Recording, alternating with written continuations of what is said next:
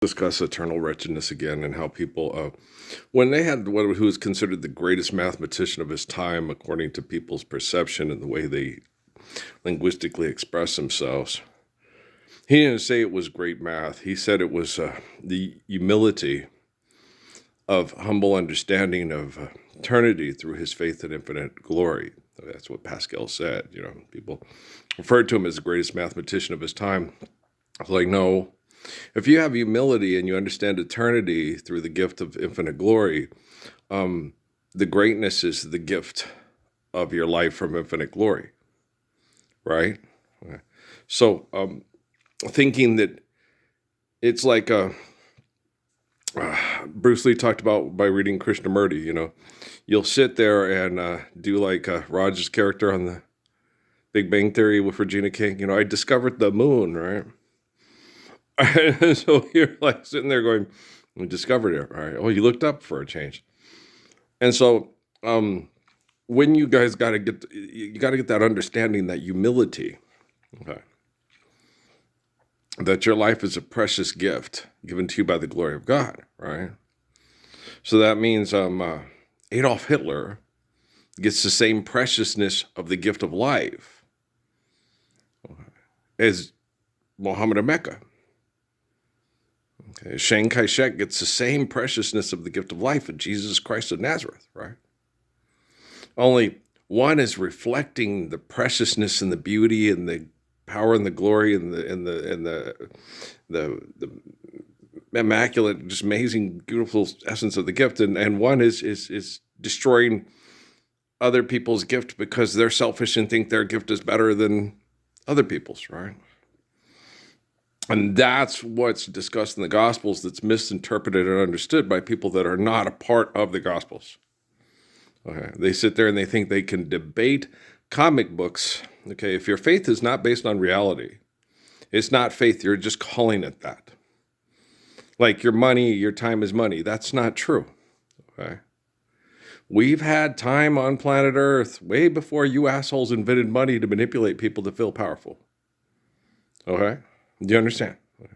And there's a lot of people in the Kurt Cameron debate said about hell and all that, don't like the way I talk. I righteously give a fuck if you don't like the way I talk, you stupid fucking comic book salesman asshole. Okay? I don't care. It's not my concern. I have to correct bad science projects that are set up for genocide because these people think they deserve to live and have a better quality of life once you're dead. Okay. Because you won't stop debating comic books and you got a problem. It's like, I've watched Big Bang Theory. They sit there and debate whether or not Hulk can pick up Thor's hammer and She-Hulk or She-Thor, and you're like, what the fuck? And then you get the stuff about, and the Superman's arms of steel and all that crap that's just, well, where are we going to be able to travel at warp speed? Try living humbly for 5 minutes, and then we'll think about it. Otherwise, shut the hell up, right? Okay, thank you, But if you can't live humbly and reflect the beauty of the gift of your life eternally through loving one another, most people that appreciate life really don't want to sit around and listen to you talk, right? Because life is too precious to listen to an egomaniac constantly black hole. Oh, time stops, and you know what I'm saying?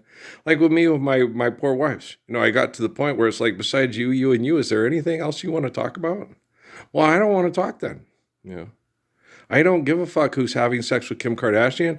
I don't care who's lost the most weight last week to get $1 million. And I don't give a shit who wants to be the next person to sing car and drug commercials and for, advertising for propaganda. I don't care. Go fuck yourself in the ear, but I don't want to be fucked there. If I want music, I'll go listen to an old Ella Fitzgerald tune. I know that she was screwed over by philanthropy, and I hope on ending that screwing soon. Boston Blue, the pit. So I guess that's Pittsburgh, right? Well, people are mass murdered because they live in poverty because of economics. Oh, welcome to the pit. My son is named after that guy. Yeah. Yeah, Noah Channing Parsons. Okay. Natalie, Michelle, but yeah, there was always celebrities that she named the kids after. My son from my first marriage, Steffi wanted to name him Ralph Earl the Third, and I said, let's name him after his mother, his grandmother, and his aunt.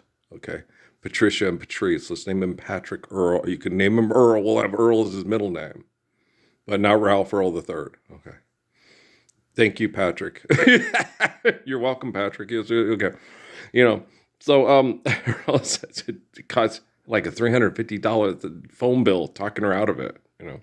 No, let's just, I don't want to name him Patrick. Patrick was Patrice's boyfriend and committed suicide in your house. As Patrick was a good kid who was abused by a system that was genocidal.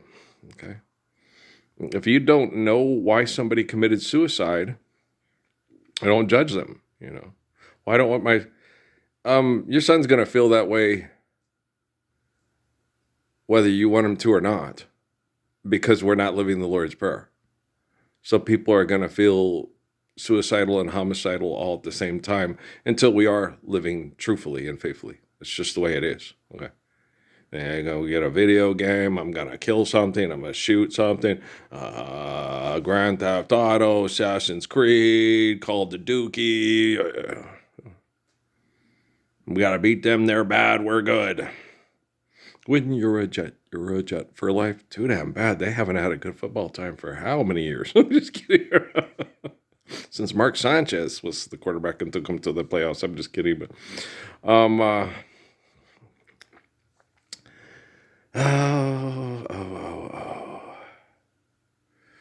what to do? Have you ever felt a gentle touch and then a kiss and then find it's only your imagination? Did she write that? Because she wrote a lot of songs. Yeah, they said that. It's like, wow. I'll have to find out which ones she wrote. Yeah. But, yeah, she was a singer and a composer. Yeah. So, little old Miss Ella Fitzgerald. Yeah. So, yeah, people. Well, you know, she's one of the main reasons how I'm surviving doing time here in this murdering shithole they call Las Cruces, New Mexico. You know, the belly of the beast and the dragon in the Book of Revelation, where, and then it goes up to the sky and goes, yeah. It's weird when you go debate it as a comic book. It seems like, well, this doesn't. It's happened. Okay. What Rockefeller said was, they'll gladly kill over me and my grandpa's money and watch you and your Jesus die, Parsons. Well, life is eternal, grace is infinite. You know, when I challenged them in 2016 and 17, the military, and one day you could pull your head out of your ass, but you won't. In 8 months, I can get myself in good shape. And I did. I was like, okay, we ain't doing that again. So this time it was just focus on me, survive, stop, eliminate, abuse, and recover. Okay. Will I physically survive what the military's doing to me? It's hard, emotionally and psychologically, feeling people being mass murdered because you all participate in voluntary genocide. I don't know. I don't think about that. All I think about is me and Suzuki talked about is what I'm mainly focused on. He said, okay, you want to, because it's essential, You don't be faithful next Wednesday, 2050. You be faithful today. Okay. If you're not faithful today, basically, good time Charlie's got the blues. You play around, you lose your wife. You play too long, you lose your life. Well, I love children and families way too much to let you play around with fidelity. Okay. You know what I'm saying? And since I'm the focal point of the living word and I have to correct technology, I'm going to focus on that. And so I sit around and they're like, well, focus on your, on my self-care and my physical. It's not, you guys were the ones, you're doing this, not me. Okay. We are living the Lord's Prayer. All the people that concern me that are being murdered through, abused through genocidal operations, and it's murder. Okay. When you shove people into Phoenix and you tell them they need to pay money to live here and you abuse the hell out of them for it, it's murder. Okay. It's death by 1,000 fucks and cuts and sucks and drugs and, so what you're doing to Amy and her kids and what you're doing to Steffi and her and my son, and, you're horrible people. And you don't think you are. And you keep telling yourself, eternal wretchedness is what you inherit because of what you think you believe in when you're faithless and you declare yourself faithful. All right, do you understand? And so Rockefeller knew. Okay. Rockefeller knew he wasn't faithful. Okay. He wasn't faithful. He knew that, he said, if there's this great God, then how come I get to be such a murdering asshole and I get to keep doing it and you don't get to live in peace and live the Lord's Prayer worldwide, Parsons? How's it like everybody always, my sister, how's Allah working for you? Allah's working great for me. Allah's the essence of existence and, the source of my faith. It's the word Jehovah and the word God in Arabic. Yeah, dumbass. The scientists are trying to explain to my sister. It's like, you're tribal, secular, and insular, and you've been raped into a group that has Bob Zinkus as God. Do you really want Bob Zinkus to be God? Yeah, I'm not going to kill myself because I can't stop Bob Zinkus from being God. I'm going to kick Bob Zinkus' ass till he shuts up. If he wants to say he's God, he can go declare himself the greatest Belgian of all time and invent the question mark, okay? And then marry a web-footed prostitute named Chloe or Zoe, for all I care. I don't care, and then attach freaking laser beams to a shark's head in his tank. I'll give you 200,000 plus 20%. You guys are fucking nuts. And you sit there and this lady's crying. It's like, you're killing people with economic activity that's insane and you're happy. And she's crying about it. I've worked so hard for this. You've worked so hard to give all your time away to making lots of money to kill other people through genocide operations, through irrational industrial revolution activity, economic activity that could have been avoided if at any time people had accepted the Lord's Prayer and shared it worldwide. And they're crying and they're happy. And you're like, what? That's eternal wretchedness. Eternal is hell that remains after you're physically dead because you accept philanthropy over the faith of Jesus Christ, over the faith of Muhammad, over the faith of Haile Selassie, and over the faith of Early Bird. They'll gladly kill over me and my grandpa's money watching your Jesus die, Parsons. So listening to those people talk, is hell. I can't sit and listen to them. They keep talking. It's like they keep fucking talking. But listening to Neil deGrasse Tyson discuss the orb hole of the hobbitop of the snippletop with Brian Cox, who wants to break it down to the most minute detail to tell you exactly what it's doing and why it's doing it. And it may be doing it at Alpha Centauri on the quark bottom of the great diamonds crashing in space of the black hole of the... It's like, how is this any different than Billy fucking Graham? And Spencer J. Kimball when I was a kid. What the fuck? And in ancient times, he sent out a memo and they read it on on Easter. Okay. Our local pastor wasn't giving the sermon. It was Spencer J. Kimball. Our local pastor wasn't nearly as bad as Spencer J. Kimball, but Spencer J. Kimball was the prophet. Okay. Fuck. Our local pastor wasn't too bad. I was, okay, that's not too bad. He was just very much, let's be good Christians and good people. And make sure he wasn't really, our bishop was really not a bad guy. That's why my mom and dad joined the church, like Bishop Brown in Mesa, Arizona, and Brian Manwaring in Sierra Vista. Okay, way better person than the guy who's the head of the Home Invasion Corporation that's electroshock therapies homosexuals' genitals that signed a legal contract at BYU, right? No, Brian Manwaring wouldn't do that. Okay. No, just let the kid go. I'm going to teach him how to properly toilet paper a house with saguaro cactus. Okay. Got to bring the spray bottles with the water. Okay. Got to do it right. It's hard to clean up, right? So the kids did it to his house. No, it's funny. He was so proud of him. It's going to take a lot of rain, and stuff. But no, you get the hose. And you get a good, not too hard, but you get a good hose spigot on it, and you just spray it off. Okay.